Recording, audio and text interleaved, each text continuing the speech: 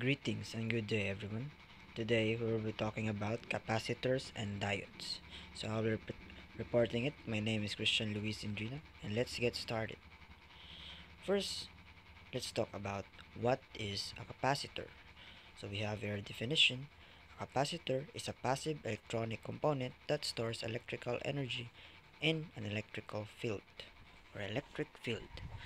Basically, ang kanang kapasitor, burod na siya container sa tubig na sudlan na mong tubig nyo ganahan kag tubig kuha mong tubig kani siya kay sudlan na siya kuryente para makakuha kag power ba malita na kay battery na ganahan kag ig-uni mas battery kay supply na siya power ang uban na masud na siya sa kapasitor mo nang usahay kanang mukuhan ka sa need kag voltage ang kapasitor na mukuha na manghatag na siya ginagmay na voltage. So ang unit ana niya kay farad or F, which indicates the capacitance value. So we have here types of capacitor. So natay non-polarized symbol kana siyang una and a polarized capacitor kana siya symbol. Next is how does a capacitor work? So nana siya structure. So nana siya two conductive plates separated by an insulating material or a dielectric. So kaning dielectric mo na siya diri. Kaning blue. Ano man ang blue kanang nay C og 10 volts kanang brag blue dia. So, anang tunga diya kanang nay arrow pa downwards mo na siya dielectric. Nay two conductive plates diya kanang blue mo na siya. Nang tunga na niya mo na dielectric. So, na siya do ka process ang charging ug ang discharging. So, ang discharging sa ta. When voltage is applied, one plate accumulates positive charge while the other accumulates negative charge, creating an electric field. So, mana na siyang paghimo sa electric field kanang mag-charging. Nag-charge na niya, na siya 10 volts battery diya. Padung na siya diri kanang nas babaw na araw ba. Kanang padung sa electric. So, mana siya diha mo-charge sa negative side sa kanang sa polar sa kanang capacitor. So, ara na siya.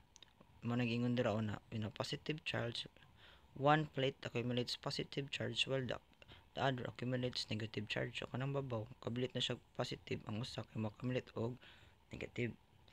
So i-charge nimo ana mosulod na siya diya sa kapasitor. Yang discharge mohatag na siya balik dito sa battery. So discharging kay when connected to a circuit, the stored energy flows back into the circuit. So mobalik na siya balik sa circuit. Mag circle na sila diya mo na maka-create og electric field. Next is arit sa types of capacitors. So nata diri upat ka book types of capacitors. First is the ceramic capacitors. Kaning ceramic capacitors kay small strings siya used in high frequency circuits. So kanang ceramic capacitors kanang nas babaw kanang murag circle ana sa left upper side muna siya ang ceramic capacitors.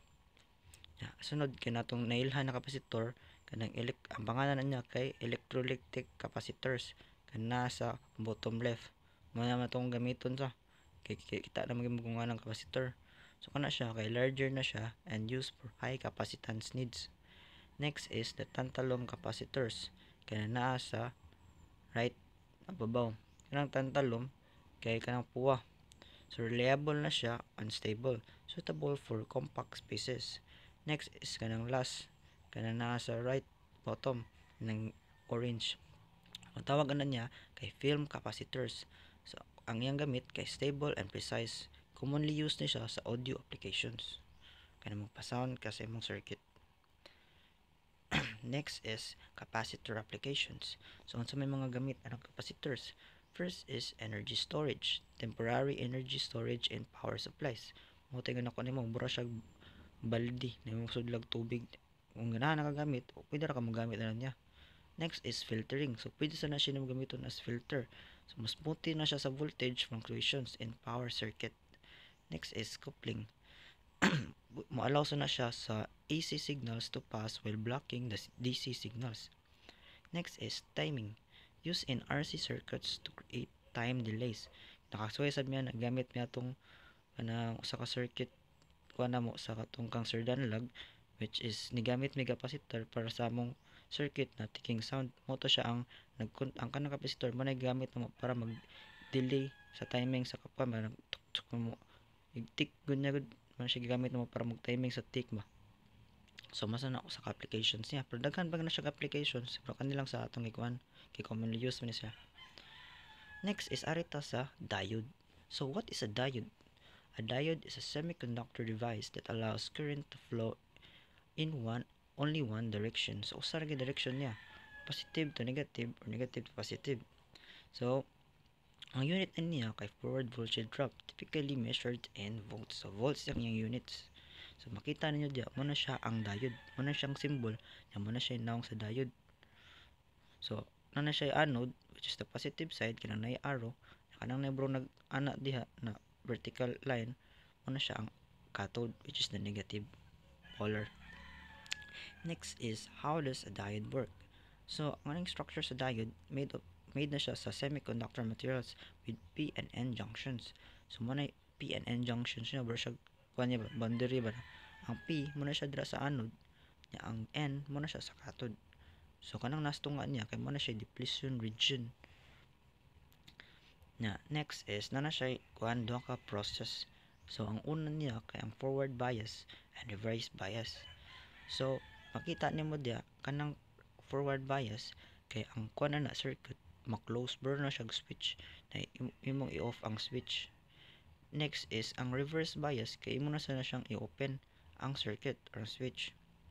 So nakita na nimo diya sa ubos na diya ang closed circuit o ang open circuit.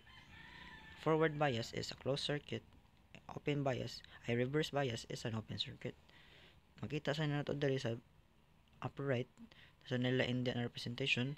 So ang forward bias kay kung mukuan ka diya ang current ana padung na siya sa anode, madto na siya sa cathode. So ang current flows ana niya kay padung sa maguna na siya sa anode. Ang reverse bias kibabali na sana siya kay kuan man na kaning forward bias kay ang current mo flow nya ang reverse bias current does not flow, so wala siya current. Imong i-off wala na siya magdagan diya na current. Kung imong ablihan mo kuan ang current ay di day bali kung imong i-close kay mo kanang current, yung imong i-open ang current kay kanang di siya mo flow kay di mo wala man siya ni dagan, di man at tita mo na nasa ubos. So ang closed circuit kay kuan siya kanang nipilit siya ang kanang kuan kanang line no. So ang current na mo dagan gyud na kay nipilit man nya kung imong i-open ang current so maputol ang iyang circuit, so wala na siya mo flow. So na siya. Lastly, nasa tayo sa representation diri ang anode which is a volts forward. Kung reverse yan nimo, ang reverse balik sa na siya. So di na mo flow. So maro na siya ang pag-work sa diode. Ari sa sunod sa types of diodes. So nasa tayo upat diri ka types. First is the rectifier diodes used for converting AC to DC. Kani rectifier kanina sa boss. Kaning nasa right boss kana mo na siya rectifier diodes. Next is the Zener diodes. So ma-maintain na siya sa constant voltage and reverse bias. So kanang nasa ubos sa left kanang murag puwa mo na siyang Zener diodes.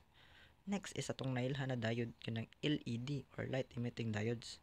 So kaning siyang LED mo emit na siya light with forward bias. Kung imong ikuan ba kanang close ang circuit. So flow man ng current, so sige ang LED. Kung imong oblihan na sa reverse nimo, ma-off ang LED. Mawagtang man ang kuan flow sa circuit kay mo mablihan. Lastly is the Schottky diodes. So low forward voltage drop used in high speed switching. Kana na sa upper left. Ano siya ang Schottky. Next is diodes applications. Some application ng diodes. First is natay rectification. So maka-convert na siya sa AC to DC in power supplies. Next is voltage regulation. So ma-ensure na siya sa stable voltage levels. Next is signal demodulation. So maka-extract na siya og information from modulated signals. Next is protection. Maka-prevent na siya reverse polarity damage. Kinamot to siya close og open loop. Next is light emissions used in displays and lighting systems. So gamit kag LED. Og uban pa. Daghan pa gyud na siya applications pero ana lang atong gi-add. Next is comparison, so atong i-compare sa may gamit aning capacitor o si gamit sa diode. So sa functionality na niya, ang capacitors kay mo store and release electrical signals ra na siya. Ang diodes naman kay mo control siya og direction sa flow, current flow ba. Yang i-control asad padung imong current reverse ba or pa forward. Ang capacitors mo store gyud siya kan. Store niya mo release. Mura sa balde ba. Nga og tubig, pwede na mo gamiton og dili. Punto sa na nimo diya. Next is ang ilang applications sa may kalahian. So capacitors, no, naman to siya ingon na store energy. So ano siya energy storage, filtering, coupling, timing. Next is a diode, get notifications, regulations, and signal processing and protections. So maro na siyang applications niya. Next is ang behavior. So may behavior ining capacitors ug sa diode. So kaning capacitors ay maka-block na siya DC pero pa siya og AC signals. Di na pwede niya ang DC, ang AC ra yung pass. Ang diodes man kay mo-allow na siya current flow in one direction only. So usa ra gyud direction sa diode, reverse o forward. So next is arita sa conclusion. So conclusion na to, ang capacitors ug ang diodes kay essential na siya sa component in electrical circuits. Gamit di na siya sa itong mga electronics devices. Next is ang capacitor na store siya energy and manage AC and DC signals. Next is diode controls current flow and protects the circuits. Kay mo ra man on og off. Protect yan nimo para di na siya sigkon dagan ang kwan pwede nimo i-off on ba. Next is understanding these components is crucial for designing effective electronic systems.